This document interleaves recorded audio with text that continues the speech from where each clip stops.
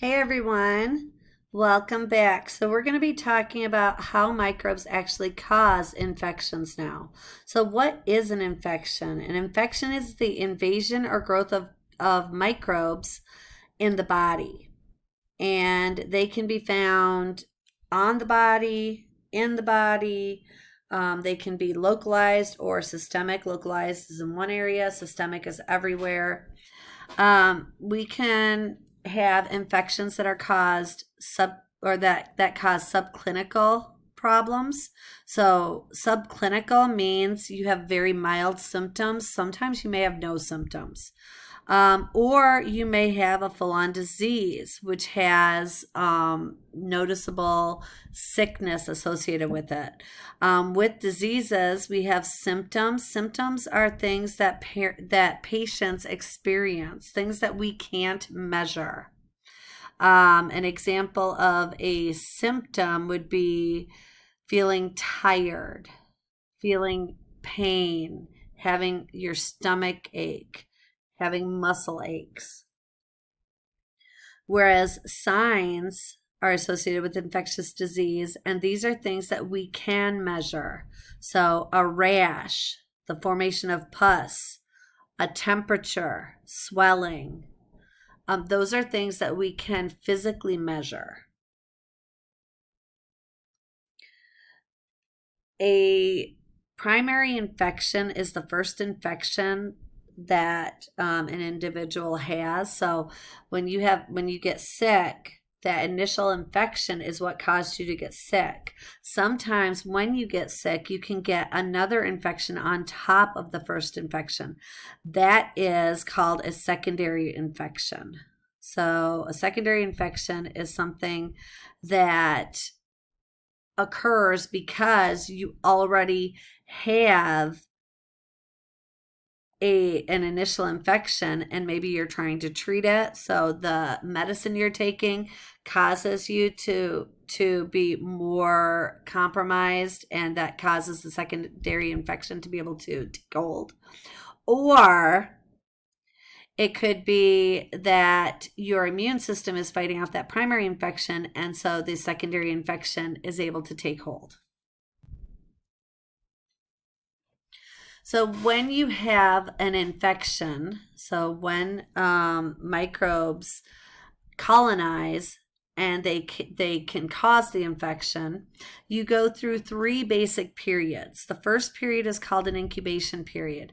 The incubation period is the time between the infection, when you actually were infected, and the onset of the symptoms and signs, so the disease. This can vary, and depending on the length of time between the period of infection to the period of disease, can determine how far a disease can spread. So think about it. If you have a disease that has an incubation period of only days, hours to days, then that disease is going to be typically localized in one area. You're not going to have a widespread problem of that disease because everyone's going to get sick. If, on the other hand, you have a disease that has an incubation time of days or weeks, so like when I say days, I should say many days or weeks, so like 5 to 7 days, maybe 2 weeks, then you're going to have a disease that can spread from one area to another area within a country, or even nowadays, because we have people flying from one country to another country all the time, from one country to another country before they start showing symptoms and signs, and so they can spread the disease very far. And so that infection or that incubation period is going to depend on things like the growth rate of the microbe, how healthy is the host, and what is the infectious dose, which we'll talk about. So then we have illness. Illness is the actually period where you are showing signs and having symptoms of the disease. Um, this period can last anywhere from, a few days to a week or two. And then you have the period of convalescence where you are recovering from the disease. So some people can be infected with a pathogen but not actually show any symptoms. These people are known as carriers. So there are different types of carriers.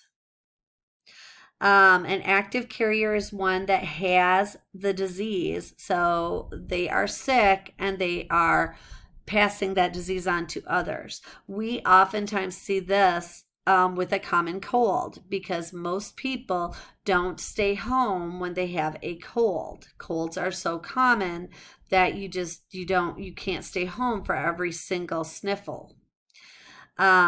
People who are convalescent, so they have recovered from the disease, but they might have some pathogens still that they are expelling from the body.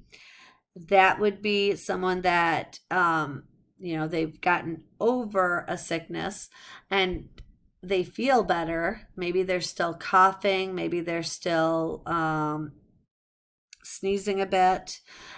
So they still have some pathogen that's getting out, but they're now out walking around and doing their normal daily life things, but they can still spread the disease.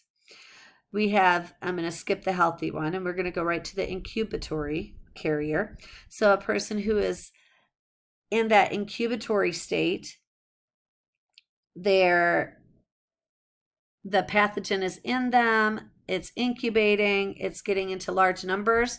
They have not yet had the disease, but they have the pathogen inside of them. So they are definitely going to be able to spread that disease once they start showing signs and symptoms. And they can spread it to other areas where that disease hasn't been seen. And then we have our healthy carriers. These are the ones that I'm going to focus on right now when I talk about Mary Mallon. A healthy carrier is an individual who has who harbors the disease but is not ill. Mary Mallon was an immigrant from Ireland. She came to the U.S. and she worked as a cook for many different families. During this time, she was never ill, but typhoid fever was being contracted by these families. So typhoid fever was a disease that was considered low income. So rich or affluent families did not typically see this disease.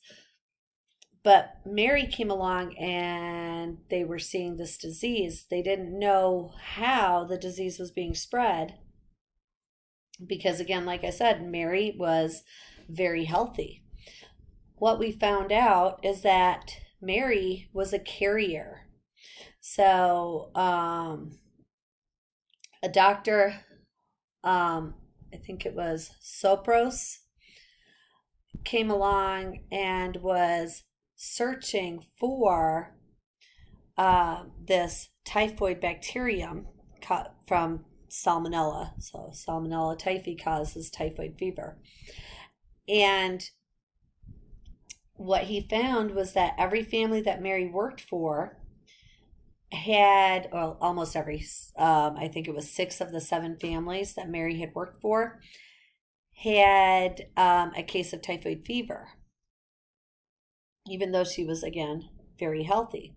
So typhoid bacteria can be carried by individuals without having them get sick. And when they found Mary, they found out that she had been not just cooking foods for the individuals, for the families, she was also making foods that were not cooked. And typhoid bacteria can be spread if you don't wash your hands very well after going to the bathroom. And so this is what was happening. I'm not saying that Mary was not washing her hands. She just probably wasn't washing them perfectly.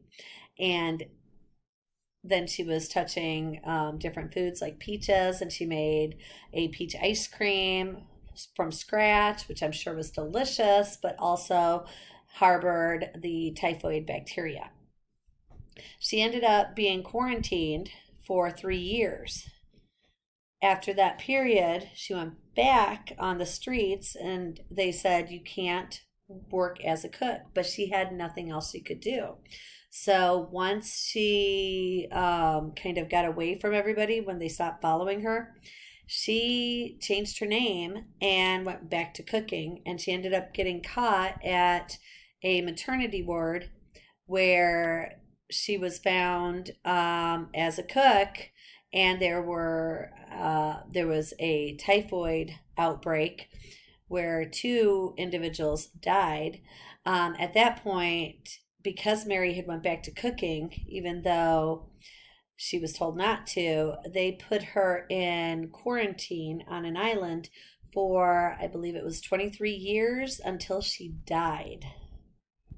So she wasn't treated the best. She didn't understand what was going on.